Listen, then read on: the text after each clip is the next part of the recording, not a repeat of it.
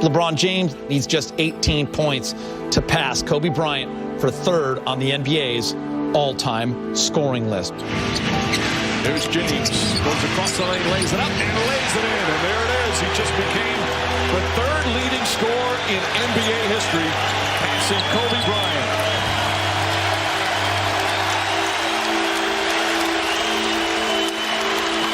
When I was a kid, when I was in high school, I was growing up through the ranks when Kobe came into the league. It was, it wasn't a dream of mine to come straight, from high school at that point in time to the NBA. But I was like, wow, a 17-year-old, 18-year-old kid being able to make that leap, that's pretty damn cool.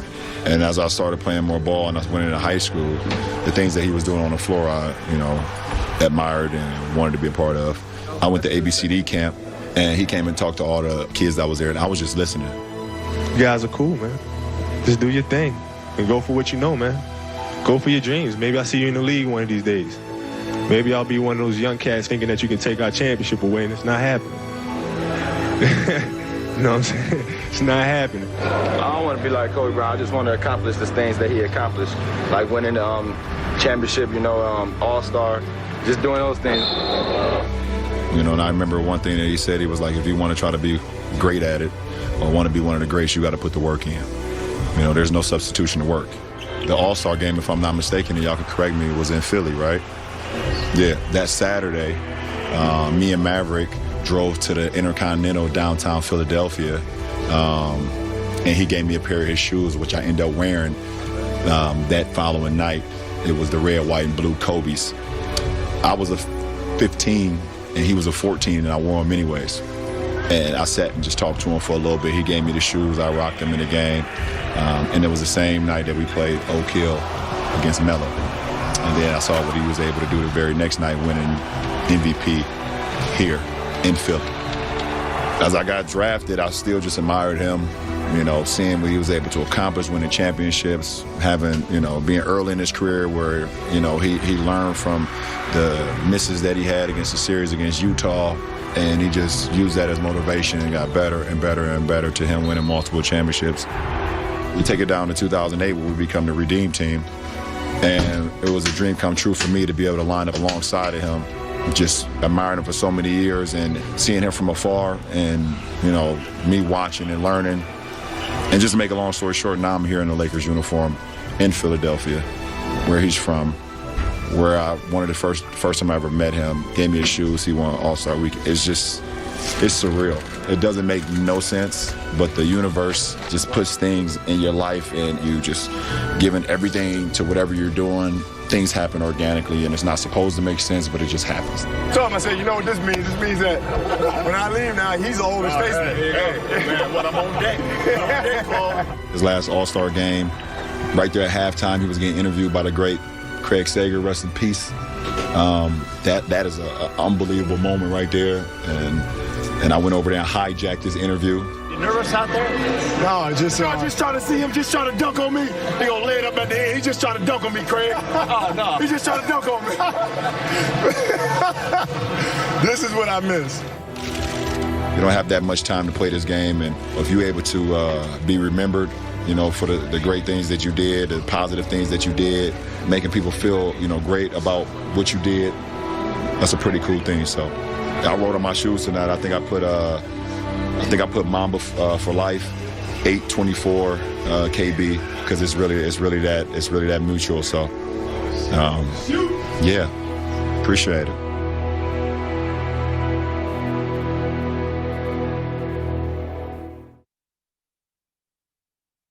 If you're just now coming home, you heard the news, you're tuning in. Again, all we know is that this was a helicopter crash that happened in Calabasas this morning. It was just around 10 o'clock. We have no idea what led the helicopter to crash. LA County Sheriff Alex Villanueva and LA County Fire Chief Daryl Osby confirming that 9 people died in that helicopter crash this morning, including Lakers legend Kobe Bryant and his teenage daughter Gigi. She was just 13 years old. For this to happen to a great basketball player, a great father, a great human being, a guy who was just trying to expand himself beyond basketball is a huge tragedy. It makes you sick. Yeah. Life is so short. Life is so fragile. And this is just another reminder, an awful, awful reminder. This is a time that as Laker Nation, that the only thing we can do as a Laker Nation and Laker fans is lean on each other.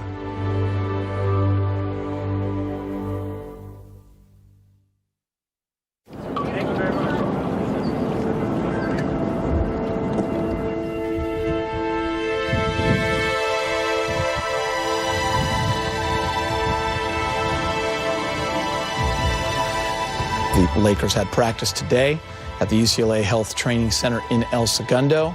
Frank Vogel preparing to speak to the media. I want to start by personally and on behalf of the Lakers family offering condolences to Vanessa Bryant and the entire Bryant family on the loss of Kobe and Gianna. We are all deeply, deeply saddened by this unthinkable tragedy. Our thoughts and prayers are with you. I also want to offer condolences to the families of the other victims that were lost in this tragedy. Our thoughts and prayers are with you as well. You know, I'm around the people that were closest to Kobe, you know, throughout his time here. You know, it's been just a deeply saddening time for all of us. You know, some questions I'm not just not going to be able to answer right now. We want to represent what he stood for. You know, that's the most important thing for us. We want to represent what he stood for.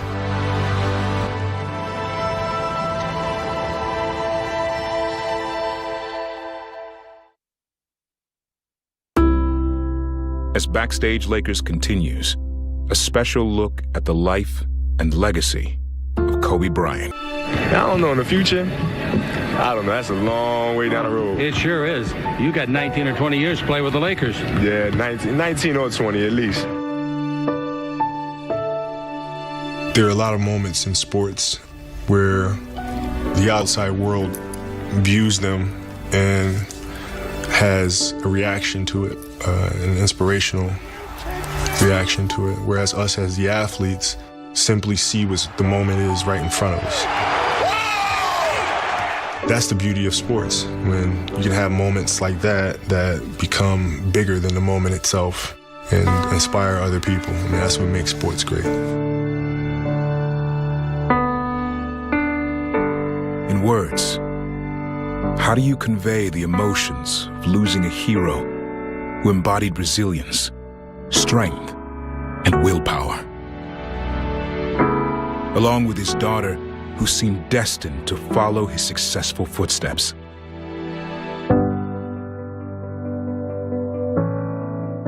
Even in images, there are just too many to process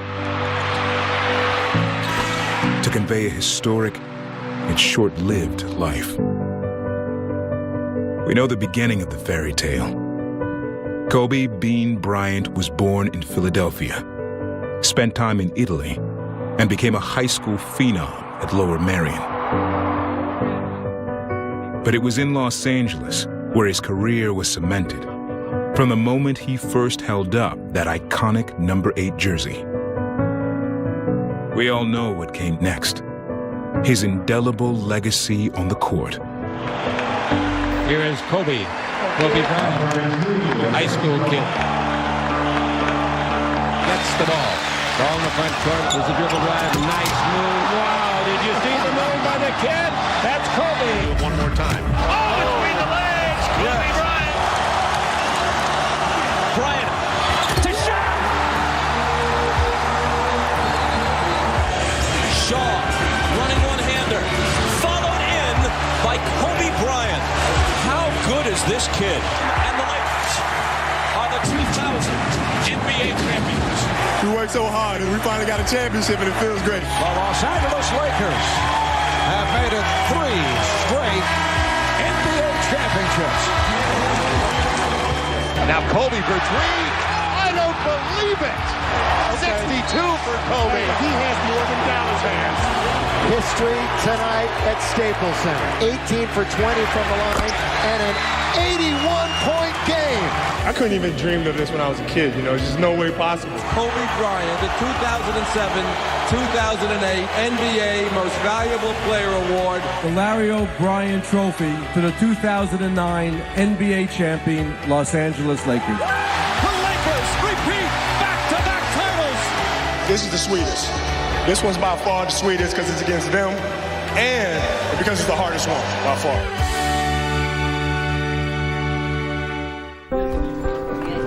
But it's his legacy off the court which propelled this hero from superstar athlete to legend. They had us take pictures with Kobe. It was amazing. I love your haircut. Thank you. I love it. If I could grow hair again, I'd do that. I know. But I put your name in the back of my head. Behind the scenes, behind the curtain, is where that bright smile and radiant personality transcended the sport. There were philanthropic efforts to an area close to home. I think homelessness is a cause that is kind of flown under the radar. Coming home from a game, leaving Staples Center, you start looking around, you see Skid Row's literally right around the corner from where I play. As well as countless charitable contributions to the next generation. It's on us to challenge this generation and the generations to come to figure out what their passion is and then what their purpose is, and then to help them, providing the resources to be able to accomplish those dreams and accomplish those goals. What's up, sweetheart? Good to see you. When I was a kid, I used to love the sound that it makes. I listened to the game on TV and things like that. You should keep that ball. Take it as a souvenir. Yeah. To watch your kid's dream come true like that, you can't put a price on that, and for Kobe Bryant to come and do that for her, there are no words. Pleasure to meet you. His impact was felt throughout the city, wherever he went, including LA's other sports cathedral, Dodger Stadium. Kobe, what's up, dude? How you doing, man? Good to see you. Good to see you. Yeah. Glad you made it out. It's time for Dodger baseball. What's up? All further ingraining his legacy in this city. His city.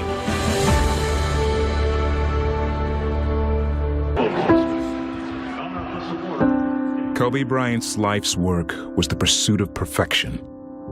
Basketball was his platform to welcome any other celebrity from any walk of life. Even teammates in his locker room turned into fans, requesting autographs. Thanks, homie. Got him, brother. Good game. Never me, man. Per se. And periodically, he would invite those who even inspired him. We hear sports heroes being thrown around all the time. Then you have real life heroes. For those guys to just unconsciously just react and not think about themselves, but think about protecting others. Those are true role models. We want our kids to behave thinking about others, not thinking about themselves. And in the moment of when their life was on the line, they thought about others. Pleasure. Pleasure. There were challenges surrounding his prominence. The crowds and throngs of fans could reach mythic proportions, especially overseas in China. I came out here, the reaction and the passion that they have for the game. It was fun to be around. It's harder for me to walk around here than it is in the States. Back home, the annual season launching ritual of Media Day always resulted in a swarm. Much like a jump shot on the court, Kobe treated this situation, any situation, with ease. Even if it required speaking a different language. La familia es siempre número uno, ¿no? Cuando empieza el campeonato, no somos familia. Somos Lakers. One word he could always translate was champion, which required an unwavering work ethic, making the training room in Staples Center his sanctuary to constantly heal. The miles on his body, the knees he willed to keep moving, the post-game exhaustion in the locker room. Ultimately, we all felt the pain when he clutched his Achilles, took those 2 final free throws, Got it. and delivered one of the most heartfelt post-game interviews of his career. I was really tired, man. Just tired in the locker room, upset and dejected and thinking about this. mountain, man, to overcome. I mean, this is a long process, you know. I wasn't sure I could do it. Then, you know, your kids walk in and you're like, you know, I gotta set an example. You know, Daddy's gonna be fine. I'm gonna do it. You know, work hard and just go from there. That resilience was key to his comeback. The final season quickly turned into a farewell tour for the ages, with a showering of cheers, messages, gifts, and endless admiration from every player at every opposing arena. And all those athletes and celebrities gave him one last salute. We are here to celebrate greatness for 20 years. You had an illustrious career. I can remember you telling me at 18-year-olds that you're going to be the best Laker ever. And guess what? You are the best Laker ever. My brother, just congratulations. You had an incredible career. I'm just so proud of you. So honored that part of my career has been with you, and we had incredible success together. I'd never seen anybody who wanted to win so badly and wanted as much information as possible. I really believe he's the Michael Jordan of this generation, Kobe Bryant, and became someone that all of us idolized, all of us mocked. I remember the first time I saw him warming up, he took the ball like this, dribbled it over his head and between his legs, and I went like that, you know, I mean, you've been an inspiration to us all, and LA loves you.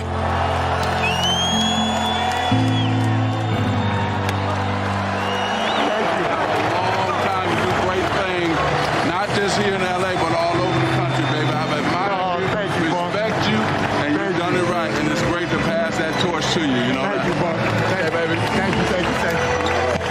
It's your thing, man. And even if you couldn't ask for anything more, the script of his final game turned into a screenplay that no Hollywood director dare write. Because we cannot make this up. And look who has the ball. Pulls up, two-pointer, go! Kobe's second free throw, good, he has 60. 20 years of unforgettable moments on the court. His next chapter, however, was just beginning.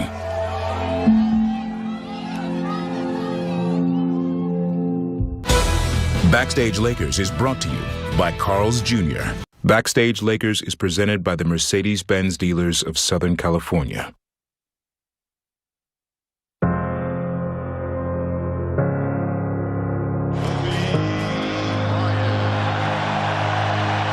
Kobe's Herculean 60-point finale was yet another chapter in his NBA storybook. After the game, once again, his most important teammates off the court were there in celebration. I think he's going to seek out the family, and he does.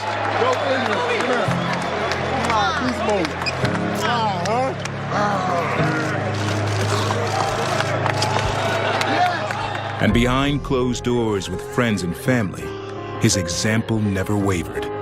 We were debating school tomorrow for the kids or no school? School? Nah, you don't sit here and see me score 60 and I understand how hard I had to work to do that. You're getting up tomorrow going to school. No question about it.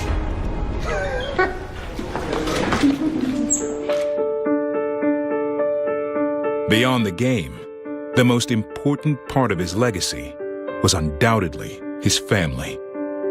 During Kobe's final season, his family traveled around the country on the road with him, most notably to the arena he loved to hate, the Boston Garden. This place has really meant a lot for my career.